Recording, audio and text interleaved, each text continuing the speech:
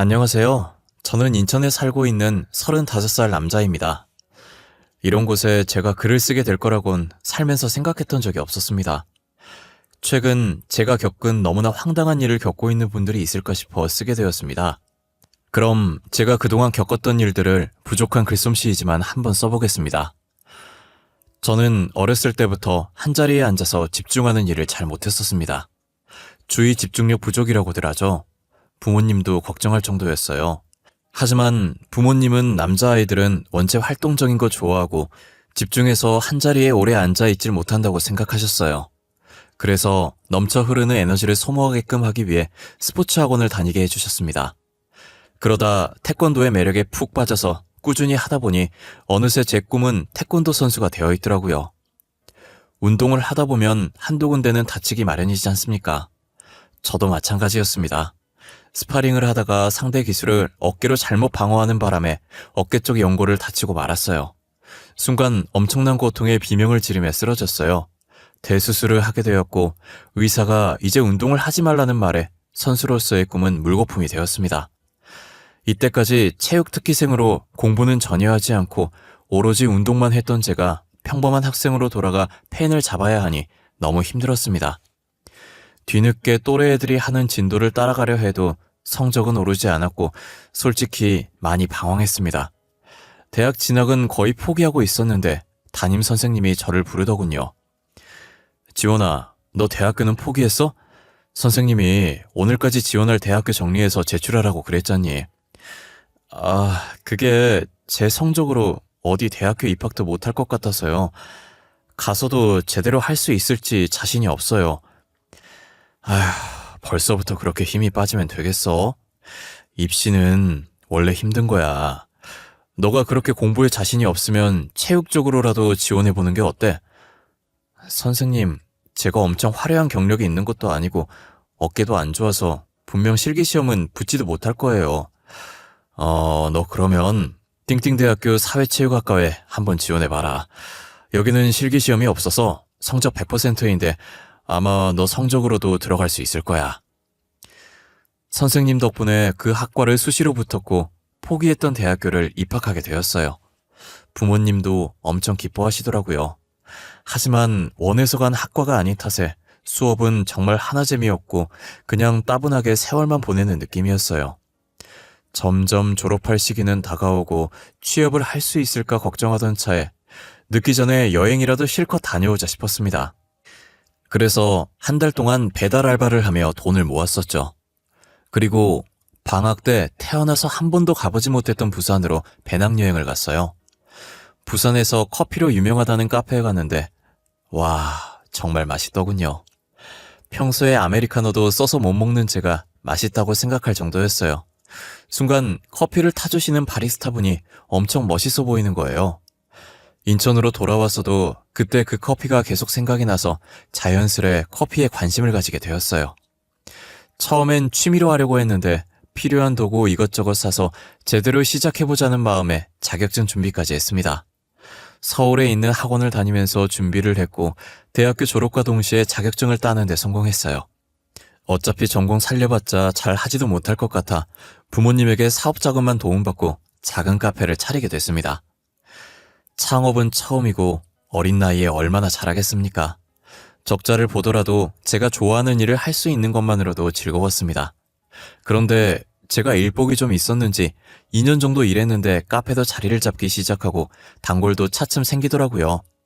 아름아름 커피가 맛있다고 소문이 퍼지면서 멀리서도 찾아오실 정도였어요. 경험 삼아 차려본 카페여서 평수도 작고 테이블도 별로 없고 1인 카페였지만 매출이 늘어서 근처에 더 큰 평수로 옮겨서 재오픈까지 하게 되었습니다. 이제는 커피 말고 디저트도 맛있게 만들기 위해 직접 유명한 카페도 찾아가서 먹어보고 유튜브로 레시피도 알아보면서 팔았더니 결과는 대성공이었습니다. 1년 사이에 매출이 3배가 껑충 뛰더군요. 거기에 만족하지 않고 근처에 분점을 2개 더 차렸어요. 매니저를 고용하고 저는 점장으로 일하며 3개의 카페를 관리 운영했어요. 어느새 이 근방에서 유명한 카페로 자리매김을 하게 됐죠. 돈을 1억 정도 벌었을 때는 부모님에게 그동안 빌려주신 돈을 갖고 나서 부모님께 지점 한 군데 점장 자리를 넘겨주었어요.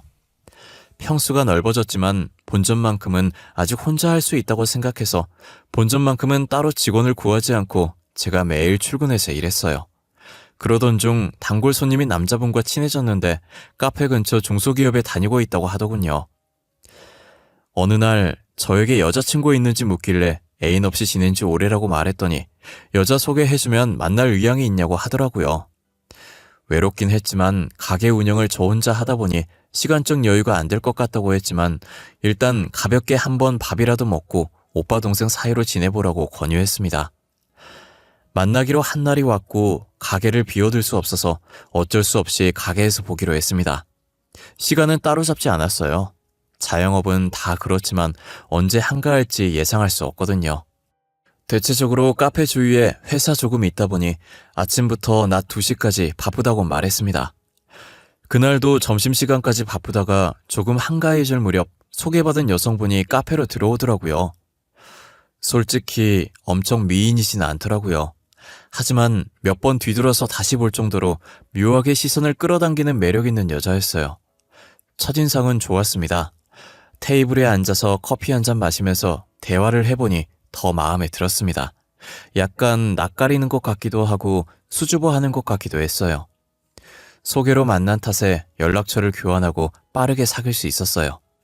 사업도 잘 되고 연애도 정말 잘 됐습니다. 이렇게 행복해도 되나 싶을 정도였죠. 그러다 결혼이란 걸 하게 되었습니다. 여자친구가 임신을 했다고 울면서 전화하더라고요. 뜻밖의 소식에 저는 놀랐고 그래도 내 자식이라고 생각하니 이것 또한 행복이겠다 싶어서 웃으면서 결혼하자고 프로포즈했습니다. 아내는 천성이 순하고 거절을 못하는 여자였습니다. 연애할 때도 그렇고 결혼하고 나서도 제 의견을 한 번도 굽힌 적이 없는 지고지순한 여자였어요. 그래서 결혼해서도 잘 지낼 자신이 있었어요. 임신을 알게 된 장인어른은 무척 놀란 듯 보였고 장모님은 어색하게 제 얼굴을 쳐다만 보셨어요. 그저 죄인이 된 듯 했어요. 그래도 제가 평생 아내를 책임질 수 있다고 장인어른을 설득했습니다. 그러더니 장모님께서도 배가 더 나오기 전에 결혼식 얼른 올렸으면 좋겠다고 하셨고요. 하지만 장모님께서 집안 사정이 좋지 않아 결혼할 때 한 푼도 줄 수 없다고 하더군요. 솔직히 아내한테 돈을 바라지 않았습니다. 아내가 사회생활 한 지 얼마 되지 않았고 벌이가 좋은 직장도 아니었고 한창 젊을 때 제 실수로 인해 애엄마로 만들어버렸으니까요. 제가 모아둔 돈으로 신혼집과 결혼식 비용을 감당하지 못해서 결국 다시 부모님에게 도움 요청을 하게 되었습니다. 아내가 홀몸이 아니니 처가댁과 가까운 신혼집으로 구했어요. 그리고 아내에게 전적으로 결혼 준비를 맡겼습니다. 계속 미안하다는 마음이 들었거든요. 조금 과하다는 생각이 들긴 했지만 여자에겐 한 번뿐인 결혼식이니 아내가 원하는 대로 해주는 게 맞다고 생각했죠. 3일 동안 신혼여행도 다녀오고 나서 곧바로 아내를 산부인과로 데려갔습니다. 신혼여행 내내 많이 힘들어했거든요. 사실 신혼여행도 가지 말자고 했는데 아내가 가고 싶다고 떼를 쓰는 바람에 국내에서만 다녀왔는데 매일 밤 속이 안 좋아서 구토를 했었어요. 그리고 머리카락도 한 움큼씩 빠지더라고요. 역시나 의사 선생님이 쓴소리를 하시더군요. 사모분, 요즘 무리하신 적이나 스트레스 받은 적 있으시죠? 상태가 조금 불안하네요. 정상적으로 착상되려면 절대 스트레스는 피하셔야 돼요. 근래 결혼 준비한다고 조금 무리하긴 했어요. 스트레스는 글쎄요. 요즘 스트레스 안 받기는 어려우니까 별 수 있나요? 대하 상태가 조금 불안한 게 지금부터라도 최대한 집에서 안정을 취하세요. 더 이상 무리하시면 조기 유산될 수도 있어요. 조기 유산될 조짐이 있다는 말에 아내는 당장 휴직계를 냈습니다. 그리고 저도 카페에 매일 출근하는 것보다 아내 몸조리를 돕기로 했고요. 아내는 원래 몸이 약한 사람이었는지 남들보다 더 심하게 구토를 하더군요. 심한 입덧 때문에 음식을 먹지 못하니 아내는 점점 야위어갔습니다. 그나마 달콤하고 상큼한 과일은 먹히는지 하루 종일 과일만 입에 달고 살았어요. 입덧이 지나고 나니 이제 먹덧이라는 게 시작되더라고요. 입덧은 냄새만 맡아도 헛구역질하고 난리였는데 먹덧은 안 먹으면 속이 울렁거린대요. 아내는 여름이면 딸기, 복숭아, 귤이 먹고 싶거나 겨울이면 수박, 자두를 구해달라고 했죠. 그래도 제 아이를 임신한 아내가 힘들어하면서 견디는데 이런 거라도 해줄 수 있어서 다행이었습니다. 어느 정도 아내 상태가 좋아지려던 참에 매니저가 연락이 오더군요. 점장님, 저 그만두고 싶습니다. 스트레스 받고 너무 힘들어서 더 이상 못하겠습니다. 갑자기 그게 무슨 말이야? 어떤 것 때문에 힘들다는 건데? 자세히 말 좀 해봐. 어떻게든 버텨보려고 했는데 그게 장모님이 너무 자주 오세요. 그뿐만이 아니라 지인들까지 데리고 오세요. 일주일에 한 번씩이 아니라 일주일에 두세 번씩은 오시고 계세요. 사위가 사장이라고 하니까 궁금해서 자주 오시는 거겠지. 매출이라도 올려주려고. 아니에요. 음료도 무료로 달라고 하세요. 한두 번이면 이해하겠는데 매번 올 때마다 무료로 달라고 하는 건 아니잖아요. 너도 알겠지만 아내가 젊은 나이에 갑자기 애엄마가 됐잖아. 내가 장모님이랑 아내한테 미안한 감정을 가지고 있어서 그래. 조금만 참고 장모님 요구대로 들어줬으면 해. 부탁 좀 할게. 매니저에게 힘들겠지만 장모님이고 장모님 친구분들이니까 요구사항 들어주라고 했어요. 이제 장모님도 제 가족이고 그 정도는 해줄 수 있다고 생각했습니다. 사위라곤 저 하나뿐이고 공짜로 음료 몇 잔 제공한다고 카페가 망하는 것도 아니고 장모님한테 안 좋은 소리 한다고 저한테 이득될 건 없잖아요. 매니저한테 하소연 아닌 하소연 같은 연락을 받고 한 달 뒤 다시 연락이 왔어요. 점장님, 도저히 못 참겠습니다. 이번 달까지만 하고 그만두겠습니다. 무슨 문제라도 있는 거야? 이유가 뭔데? 그때 다 얘기 끝난 거 아니었어? 점장님 사정 다 알고 있어서 어떻게든 참고 다녀보려고 했는데요.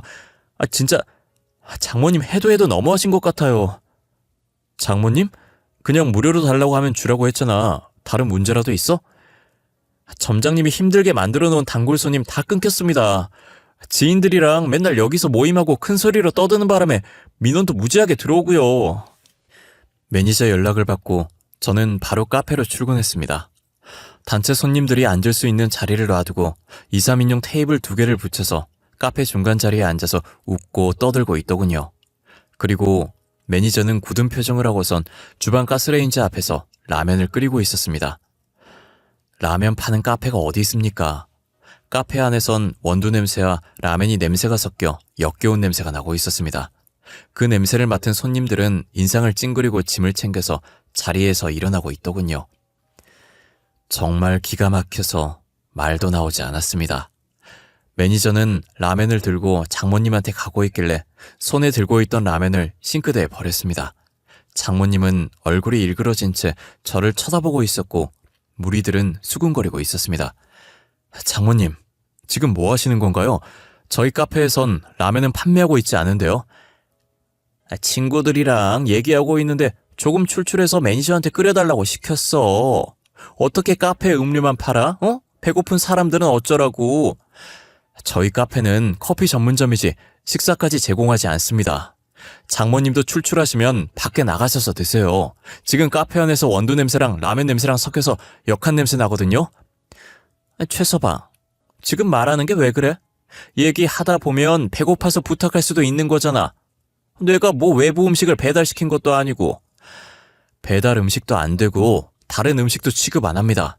그리고 제 매니저는 제가 고용한 직원이고 장모님 수발 들라고 고용한 직원 아닙니다. 심부름 시키시는 거 그만두세요. 아까부터 말 참 이상하게 한다. 내가 부려먹는 거라는 거야? 내가 최서방 장모인데 그 정도는 해줄 수 있는 거잖아. 아니요, 안 됩니다. 매니저 고용주는 저 하나입니다. 그러니까 이제 그만하세요. 장모님 무리들 때문에 손님들한테 민원이 많습니다. 자주 오시는 건 좋은데 공공장소에서 예의는 지켜주세요. 내가 지금 못 배운 거라고 돌려서 말하는 거야, 최서방? 어디 사위가 장모한테 눈 똑바로 뜨고 바득바득 말대꾸하는 건데, 어? 그리고 내 귀한 딸 유부녀 되기 전에 임신시켜놓고 이 정도도 못해줘? 혼전 임신시킨 건 결혼 전에 찾아뵙고 죄송하다고 말씀드렸어요. 귀한 딸 저한테 맡겨주신 것도 감사하다고 말씀드렸고요. 저는 아내한테 잘하면 된다고 생각합니다. 제 아이를 가진 건 아내니까요. 네 와이프가 내가 배 아파서 낳은 딸이라고. 그 딸 엄마인 나한테도 잘해줘야 하는 게 당연한 거 아니야? 사위라는 게 내 친구들 앞에서 장모 개망신을 줘? 한참 장모님과 언쟁하고 있는데 입구에서 큰 소리가 들렸습니다. 입구 쪽으로 시선을 돌렸더니 제 부모님이 서 있더라고요. 어머니는 기가 막힌 표정으로 서 있었고 아버지는 어머니를 진정시키고 있었습니다. 제 쪽으로 걸어오시더니 장모님을 쳐다보고 화를 내기 시작했어요. 다급하게 저는 매니저를 불러서 손님들한테 사과하고 주문 금액 돌려드리고 가게에서 내보내달라고 시켰습니다. 제 개인적인 문제로 소란스러운 모습을 보이면 동네에서 소문도 안 좋게 날 거고 영업에 지장이 생길 것 같았어요. 사돈, 지금 이게 무슨 상황인가요? 왜 제 아들한테 고함을 지르고 계시냐고요? 최서방이 건방지게 저한테 말하길래 예의를 가르치고 있었어요. 원체 가정교육을 제대로 받긴 한 건지. 아니 사돈, 지금 누구 앞에서 큰소리 치는 겁니까? 그러는 사돈은 지금 이게 가정교육을 제대로 받았다고 말할 수 있는 상황인가요? 제가 봤을 땐 제 아들보다 사돈이 더 교육 못 받으신 것 같은데요? 최서방이 말대꾸하는 걸 어디서 배웠는지 했는데 사돈한테 배웠나 봅니다. 하여간 그 어미의 그 자식이라고 하더니. 솔직히 말해서 제 아들이 부주의해서 임신한 건 맞지만 남자 혼자서 임신이 되는 건 아니지 않습니까? 막말로 그쪽 딸은 잘한 짓입니까? 어머니 이제 그만하세요. 장모님 오늘은 이만 돌아가 주세요. 더 이상 대화하면 싸움밖에 되지 않을 것 같습니다. 아니 나 지금 너무 불쾌해서 이대로는 못 가. 최서방이 먼저 시작했으니까 나한테 속죄의 의미로 다른 동네에 있는 카페 하나만 넘겨. 장모님 말을 듣는데 순간 제가 잘못 들은 줄 알았습니다. 결론이 어떻게 그런 식으로 나오는지 이해가 되지 않았습니다. 무슨 대화 안 통하는 벽창호와 얘기하는 기분이 들었습니다. 그건 어머니도 마찬가지였는지 벙찐 얼굴로 가만히 서 있었습니다. 내 말 안 들려? 사돈 어른이 가지고 계신 카페 지점 나 한 개만 달라고. 오늘 내가 받은 모욕에 비하면 어려운 일도 아니잖아? 오늘은 이만 돌아가시는 게 좋을 것 같습니다. 지금 안 나가시면 경찰 부르겠습니다. 사돈, 사업이 애들 장난감도 아니고 다 큰 어른이 때를 써서 되겠습니까? 지금은 보는 눈도 많으니 일단 돌아가세요. 아들이랑 상의 좀 해보겠습니다. 어찌나 고집불통이신지 생각할 필요도 없이 거절하려고 했는데 어머니는 일단 가게에서 나가게 하는 게 우선이라 생각하셨는지 장모님을 어르고 달래더군요. 그리고 제가 아무 말 없이 고개를 끄덕였더니 그제서야 만족하신 장모님이 친구들을 데리고 가게를 빠져나갔습니다. 정말 진이 다 빠지더군요. 얼른 매니저한테 진심을 다해 사과했습니다. 이렇게 심각할 줄은 몰랐다고 말이죠. 그리고 장모님은 이제 내가 알아서 해결할 테니 제발 가게를 위해서 조금만 더 일해달라고 부탁했습니다. 안 그래도 단골 손님까지 끊겼는데 능력 있는 직원까지 이룰 수는 없었어요. 매니저를 퇴근시키고 카페 문을 일찍 닫고서 어머니를 앉혀서 앞으로 장모님에게 어떻게 해야 될지 상의했습니다. 사돈, 아까 안 보냈으면 대답 들을 때까지 안 갈 것 같아서 돌려보냈어. 오늘은 이렇게 수습해서 보냈지만 다음에는 확답 들을 때까지 포기 안 할 거야. 그냥 엄마가 돈 보태줄게. 사돈 말대로 가게 하나만 내줘. 엄마, 진심이세요? 싫어요. 여기 와서도 진상처럼 하는데 가게 내주면 얼마나 더 마음대로 하겠어요? 그리고 제가 이 동네에서 자리 잡으려고 얼마나 노력한지 다 아시잖아요. 그럼 어쩌려고 그래. 사돈 포기할 것 같지도 않은데. 포기 안 해도 어쩔 수 없어요. 지점 내줬다가 망하면 제 카페에도 지장 갈 거예요. 소문 퍼지면 걷잡을 수도 없을 거예요. 걱정과는 달리 또 찾아올 줄 알았던 장모님은 가게에 오시지 않았어요.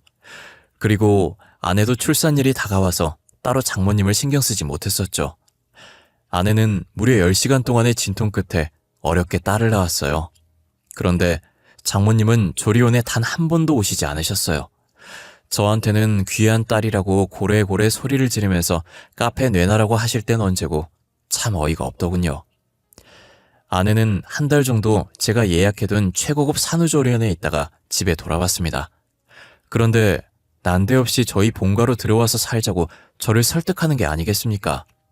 아내한테 그 이유를 물어봐도 속 시원하게 말도 해주지 않았습니다. 여보 어머님도 우리 아이 보고 싶을 거고, 그래서 그런데 우리 결혼하기 전에 살던 집 팔고 그 돈 엄마 주면 안 될까? 갑자기 그게 무슨 뚱딴지 같은 소리래? 그걸 왜 팔아? 그리고 신혼집을 팔아서 왜 장모님을 줘? 그 집 사준 건 우리 부모님인데. 섭섭하게 왜 그래? 내가 시댁 들어가서 잘할게. 그럼 됐지. 우리 엄마 한 성격 하는 거 알잖아. 나를 봐서라도 그렇게 해주면 안 될까? 너 아이 낳은 지 고작 이틀 됐어. 나한테 이런 말 하는 이유가 뭔데? 당신이 시집살이 하겠다고 해도 난 말릴 거야. 그런데 굳이 들어가서 살겠다고? 솔직히 말할게. 사실 엄마가 카페를 엄청 차리고 싶어 하더라고. 나 조리원에 있을 때 전화 와서 신혼집 팔아서 가게 안에 차리게 해달라고 말하셔서. 아니, 그런 일이 있으면 진작에 나한테 말을 했어야지. 그리고 장모님은 여보 애 낳고 한 번도 찾아온 적 없으면서 양심 없게 너한테 그런 부탁까지 하신 거야? 여보, 내가 정말 미안해.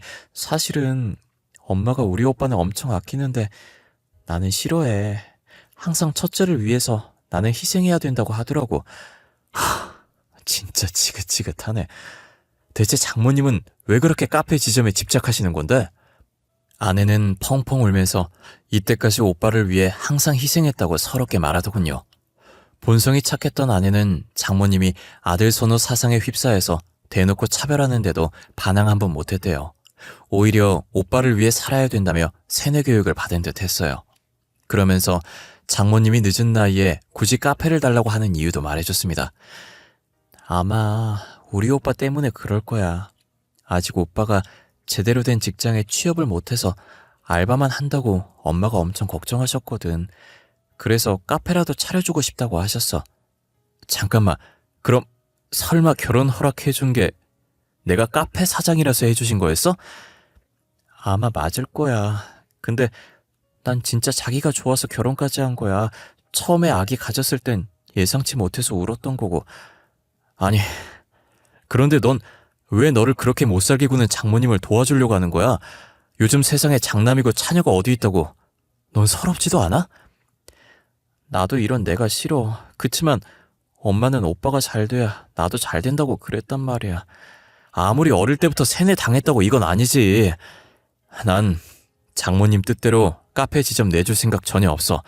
그렇게 알고 여보가 장모님 설득시켜. 처음엔 그저 작은 의견 충돌이라고 생각했어요. 그런데 이후에도 틈만 나면 아내는 저한테 오빠가 잘 돼야 된다며 주입시키려 하더군요. 그때마다 저는 칼같이 아내의 의견을 거절했고 결국 심해져서 각방까지 쓰게 되더라고요. 이런 일이 한두 번이어야 하는데 일주일에 2번 이상은 이 문제로 싸우기 시작했습니다. 저와의 애정이 식은 건지 아내는 이제 자기가 출산한 딸도 나 몰라라 하더군요. 모성애는 금방 생기는 게 아니라고 하잖아요. 아내도 마찬가지인 줄 알았습니다. 저와의 관계가 나빠지니 자연스레 아기도 싫어하는 줄 알았죠. 하지만 제가 없을 때 갓난아이 분유 타는 것도 귀찮아 했습니다. 심해도 너무 심했어요. 그때부터 육아는 온전히 제 일이 되었고 카페 출근하는 것도 포기했습니다. 속으로 아들인 줄 알았는데 딸이라서 실망하는 건가 싶기도 했어요.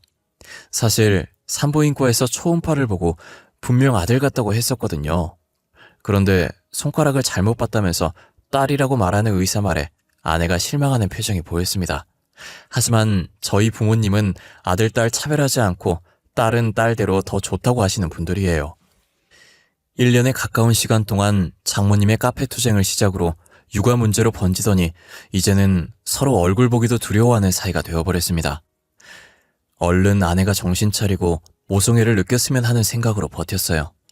분명 자기 자식인데도 심하다 할 정도로 무신경하게 대하는 모습을 보고 아내에 대해서도 실망하게 되고 지칠 대로 지쳐버렸었죠. 차라리 가정의 평화를 위해 장모님한테 카페를 차려줄까 생각도 했었습니다. 그런데 며칠 뒤에 모르는 번호로 제게 전화가 왔어요. 아무리 물어도 자기 신원을 밝히지도 않고 아내에 대해 말할 게 있으니 약속된 장소로 나오라고 하고 끊더군요. 처음엔 이상한 사람인 줄 알고 안 나가려고 했거든요. 그런데 아내가 자기 자식 버려두는 것도 수상하고 저희 아내 이름을 아는 걸 보니 신뢰가 가기도 해서 약속된 시간에 맞춰 나갔습니다. 한 남자가 제 얼굴까지 알고 있는지 저보고 여기 오라며 손짓하더군요. 그러면서 한 장의 사진을 보여주는데 충격적이게도 아내의 웨딩 사진이었습니다. 옆에는 제가 아니라 앞에 있는 남자와 찍은 사진이었죠. 많이 놀라셨죠? 당연히 놀랄 수밖에 없을 거예요. 은정이한테 못 들었을 테니까요. 두 분 결혼하기 전까지 저희 2년 동안 연애했었어요. 당연히 서로 결혼까지 약속한 사이였고요. 서로 결혼까지 얘기했다면서 왜 헤어지셨나요? 저한테 이런 얘기를 꺼내시는 이유가 뭐예요? 은정이 제가 정말 많이 사랑했었어요. 그래서 결혼까지 하려고 은정이 부모님한테 결혼 허락 받으러 갔는데 죽어도 안 된다고 하시는 바람에 못했어요. 초면에 이런 말 하긴 그렇지만 돈이 없다는 이유로 허락을 못 받았어요. 그러면 결국 은정이랑 헤어진 거 아닌가요? 은정이 저랑 결혼해서 잘 살고 있는데 굳이 이런 얘기를 제가 들어야 하나요? 은정이가 낳은 얘기는 잘 크고 있나요? 은정이 닮았으면 이쁠 것 같은데. 이상한 말 하지 마시고 여기 나오게 한 이유가 뭐냐고요. 설마 다시 은정이랑 사귀고 싶어서 온 건 아니겠죠? 눈치가 너무 없으시네. 은정이 임신한 걸 제가 어떻게 알았을까요? 혹시 아이가 크면서 아빠를 닮아가던가요? 아마 아닐 텐데. 순간 누군가 제 뒤통수를 망치로 때리는 기분이었습니다. 저 남자가 은정이가 출산한 걸 어떻게 알았을까요? 아직 아내와 연락하고 있었던 걸까요? 남자의 말에 손이 덜덜 떨리더군요. 아마 제약일 겁니다. 은정이가 저한테 얘기하진 않았지만 헤어질 때 은정이가 임신한 사실을 알고 있었거든요. 그래서 다시 잡으려고 했는데 곧바로 다른 사람 만나서 결혼까지 하더군요. 아내가 낳은 딸이 제 아기가 아니라뇨. 믿을 수 없었고 믿고 싶지 않았습니다. 하지만 흔쾌히 결혼을 허락해준 장모님과 자기 배 아파 낳은 딸을 모른 척하는 아내. 둘의 모습이 머릿속을 스쳐 지나가더군요. 혼전 임신해서 급하게 결혼식을 올려야겠다던 장모님의 말이 떠올랐습니다. 애초에 제 핏줄이 아닌 걸 알면서도 아내를 돈 많은 남자와 결혼시키려는 장모님의 욕심이 치가 떨렸습니다. 집으로 돌아오자마자 어머니에게 맡겨둔 딸아이의 머리카락을 떨리는 손으로 비닐에 담아놓았습니다. 그리고 제 머리카락과 함께 유전자 검사센터에 돈 주고 의뢰를 했어요. 최대한 빨리 해달라고 하니 하루 만에 휴대폰으로 결과를 보내준다고 하더라고요. 최서방이 어쩐 일로 온 거야? 혹시 사업 얘기 때문에 온 거야? 아유, 잘 왔어. 그러게 빨리 주면 좋았을걸, 고집은. 아니요, 그 얘기 아닙니다. 그냥 여기서 얘기하겠습니다. 장모님, 저한테 할 말 없으세요? 저희 결혼에 대해서건 아내의 임신에 대해서던지요. 제 질문에 아내의 얼굴은 하얗게 질렸고 장모님은 굳은 채 서 있기만 했습니다. 두 사람의 표정을 보고 굳이 친자검사 결과를 보지 않아도 알 수 있을 정도였어요. 저는 장모님과 아내에게 속아서 사기 결혼을 당해버렸던 거예요. 어떻게 눈 하나 깜빡하지 않고 거짓말을 하는지 소름이 끼쳤어요. 오늘 제가 누굴 만났는지 아세요? 처음 보는 남자가 은정이 전 웨딩 사진을 보여주더군요. 장모님과 아내뿐만 아니라 장인어른과 형님도 벙찐 얼굴로 두 사람을 바라봤습니다. 아내는 아예 다리에 힘이 풀려서인지 주저앉았고 장모님은 끝까지 버티고 있더라고요. 괘씸했습니다. 멀쩡한 제 인생을 송두리째 망쳐버린 사람이잖아요. 그리고 그 아이가 제 자식이 아니란 것도 말해주더군요. 진짜 당신들, 그러고도 사람이야? 어떻게 소중한 생명으로 사기를 칠 수가 있어? 최서방이 무슨 말 하는지 모르겠는데? 그 사람이 누군지 나도 몰라. 최서방, 괜히 이상한 사람이 한 말에 휘둘리지 마. 오늘은 얘기할 정신이 아닌 것 같은데 이만 가봐. 끝까지 발뺌 하시네요. 저한테 제발 사실대로 얘기하세요. 여보, 내가 다 얘기할게. 그러니까 집에 가서 나랑 따로 얘기하자. 어? 은정아, 지금 무슨 소리 하는 거니? 따로 얘기할 게 뭐 있다고 그래? 장모님은 계속 발뺌하고 있는 상태에서 제 휴대폰 알림이 울렸습니다. 확인해보니 친자검사 의뢰한 병원에서 온 결과 메시지였죠.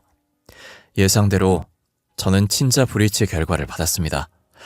더 이상 화도 나지 않고 어이가 없어 헛웃음만 나왔습니다. 병원에서 연락 왔네요. 아기가 제 아이가 아니라고 하네요. 이렇게까지 증거가 나왔는데 언제까지 모르쇠로 일관하실 예정인가요? 알고 싶은 게 뭐야? 이미 다 알았다면서. 왜? 사과라도 듣고 싶어서 그러는 거야? 난 지금도 잘못한 거라고 생각하지 않아. 정말 뻔뻔하십니다. 장모님, 저를 그냥 물주로 생각하고 있었나 봐요? 그래, 돈 많아 보여서 허락했다. 왜? 우리 장남한테 콩고물이라도 떨어져야지. 그런데 어째 있는 사람들이 더 하다고 하더니 어쩜 돈 한 푼 안 나눠주려고 길을 쓰는지 원. 여보, 내가 잘못했어. 엄마가 애 아빠 속여서라도 잡으라고 했어. 난 싫다고 했어. 그런 거짓말을 하는 게 아니라고 해도 어쩔 수 없었어. 저는 더 이상 말하는 건 무의미하다고 생각해서 그대로 장모님 집을 나왔습니다. 신혼집으로 가서 박스에 아내의 물품들을 넣기 시작했어요. 어느 정도 아내의 짐을 정리하고 있을 때 현관으로 아내가 들어왔습니다. 제가 하는 행동을 보더니 무릎을 꿇고 빌더라고요. 못 본 척하고 하던 일을 계속했어요. 그리고 퀵서비스를 불렀어요. 잘 들어. 난 더 이상 너랑 살 이유 없어. 짐은 고이 싸서 퀵으로 보내줄게. 그리고 네가 낳은 네 자식 지금 당장 데리고 가. 정말 미안해. 한 번만 용서해주면 안 될까? 평생 옆에서 살면서 속죄하면서 살게. 처음엔 엄마가 시키는 대로 한 거 맞지만 나 자기 사랑해서 결혼한 거야. 진심이야. 정말 미안하면 나한테서 떨어져. 너한테 혼인무효 소송 걸 거야. 니네 엄마한테 손해배상 청구할 거고 마음의 준비하라고 미리 알려주는 거야. 그렇게 아내를 집에서 쫓아내고 변호사를 선임해서 두 사람에게 민사소송을 걸었습니다. 저한테 매일 빌면서 연락 오는 아내한테 별 감정 따위 들지 않았습니다. 오히려 평생을 장남에게 치여서 자기 의견 따위 없이 살아온 아내의 인생이 불쌍하고 가여워 보이더군요. 2주 후 법원 출석장을 받았는지 장모님께서 연락이 왔었어요. 또 뻔뻔하게 죄를 인정 못하고 소송 취하하라며 화부터 내시더군요. 장모님의 성질이 더러운 줄은 알고 있었는데 법적으로 잘잘못을 따지자는데도 저한테 전화로 욕을 그렇게 하는 걸 보니 참 못 배워먹은 사람이구나 싶었습니다. 저희 부모님은 제가 하고 싶은 대로 하라고 비용까지 전부 대주신다고 했어요. 처음엔 어머니가 아이가 불쌍하다길래 우리 자식 아니라고 정태라고 했습니다. 저라고 안 그러고 싶겠습니까? 아내가 방치한 아이를 1년 동안 저 혼자 키웠었고요.